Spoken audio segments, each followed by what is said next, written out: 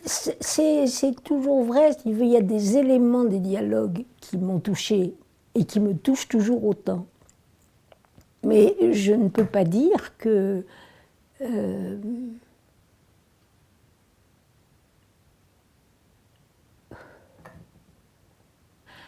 si je te dis que je n'ai pas d'ange, c'est un peu paradoxal, mais en tout cas, je ne l'ai jamais rencontré.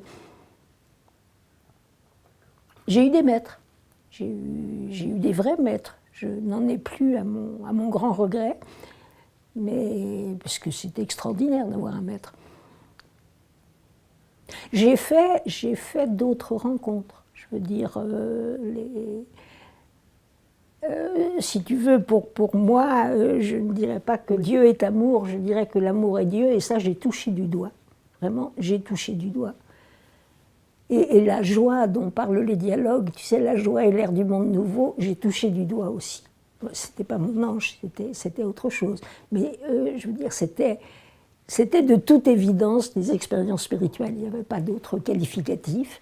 Et je me souviens très bien, je veux dire, cette expérience de joie extraordinaire. Et j'étais dans la salle de bain, chez moi, quand tout d'un coup, j'avais l'impression que la joie, c'était à la fois, j'étais dans la joie comme dans l'océan, elle coulait dans mes veines et je la respirais.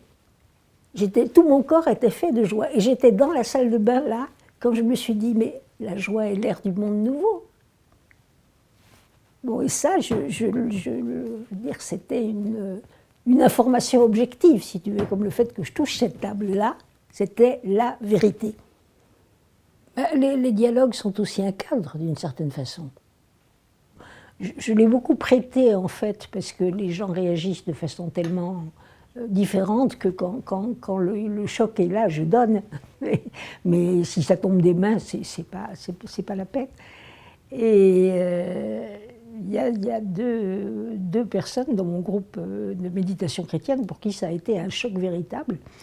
Et je les ai abonnés au verbatim, ils sont fous de joie. Je saute absolument du coq sur l'âne, comme dit ma nièce. Mais je repense à une phrase intéressante de Gita. C'est quand tu dis « choisis de s'incarner » qui m'y a fait penser. Un jour, je parlais avec elle et je lui disais que à quelque âge de la vie je revois, je n'avais jamais eu peur de la mort. Petite, grande, vieille, enfin non.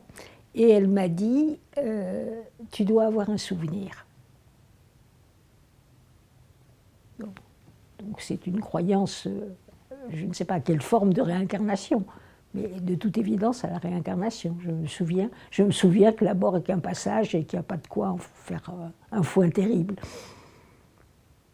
Mais les maîtres tibétains, en toute simplicité, disent mourir c'est changer d'autel. À chaud.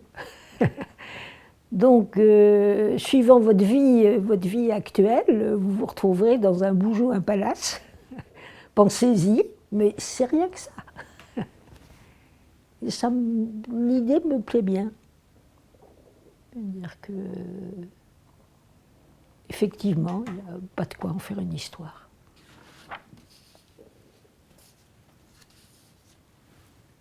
C'est d'une force poétique absolument incroyable. J'ai expliqué à Gita qu'il fallait absolument un index pour les dialogues. Elle n'était pas du tout d'accord au départ, mais vraiment pas du tout, du tout. J'ai mis beaucoup de temps à la convaincre, avec toute mon obstination de bourrique. Et il y avait un mot dont elle ne voulait pas, c'était le mot plénitude. J'ai pas du tout compris, je veux dire, c'est un mot superbe, et il me paraît extrêmement important. Non, elle ne voulait pas plénitude. Finalement, je suis arrivée à mes fins comme toujours.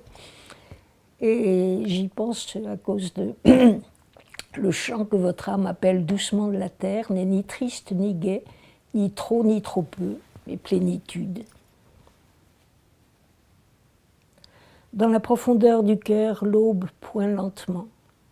Dedans, nous la voyons déjà. Dehors, vous ne voyez que la souffrance de la terre. Il n'y a qu'une souffrance, être au dehors. Il n'est ténèbres qu'au dehors, au dedans, ça n'est pas possible.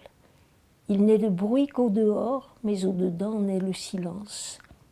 Il n'y a de temps qu'au dehors, et c'est au dedans qu'il s'arrête. Il n'y a mort qu'au dehors, et c'est au dedans qu'est la vie. L'âme ne s'égare qu'au dehors, au dedans son nid éternel. Nous vous enseignons, l'ivraie ne pousse qu'au milieu du blé, mais il existe une prairie où il est fleurs. Il n'y aura plus d'ivraie, mais il y aura prairie et champs de blé, vie délivrée. Mais bien-aimé, est-il si difficile d'atteindre le sommet? Il est plus loin que le tréfonds de la mer, bien au-delà de la mer, plus loin, très loin en haut. Il est dans la profondeur de votre cœur. Les mots qui vous ont instruite s'estompent maintenant, s'éloignent doucement, mais sont vérité, vérité, d'éternité en éternité. Le corps n'est rien d'autre qu'amour devenu matière. C'est tout à fait à la fin des dialogues. Faites attention, vous tous. Il n'y a pas d'abîme si sombre, il n'y a pas de falaise si haute, il n'y a pas d'égarement si tortueux qui ne soit pas chemin. Que les frayeurs terribles ne vous égarent pas.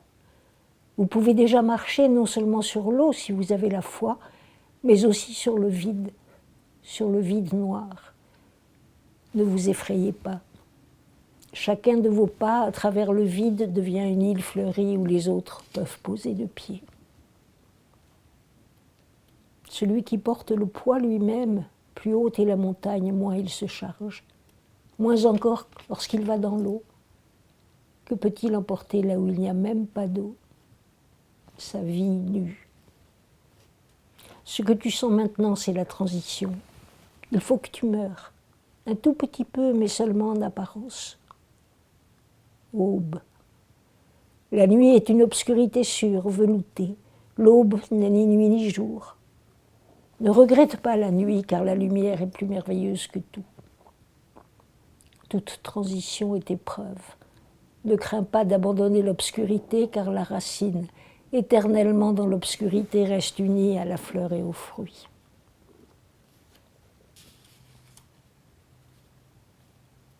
Moi, toi, lui, 3. Mais là, à la limite, 1. Et c'est la grâce.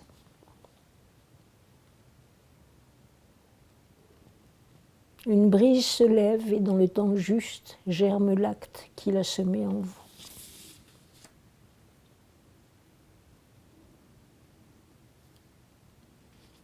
Toute paume tendue sera remplie, tout manque trouvera ce qui le comble.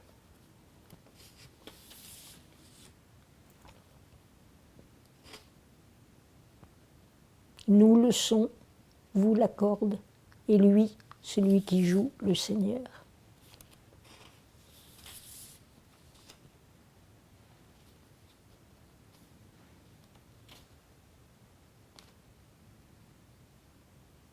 Toutes les lumières sont en vous, tous les feux.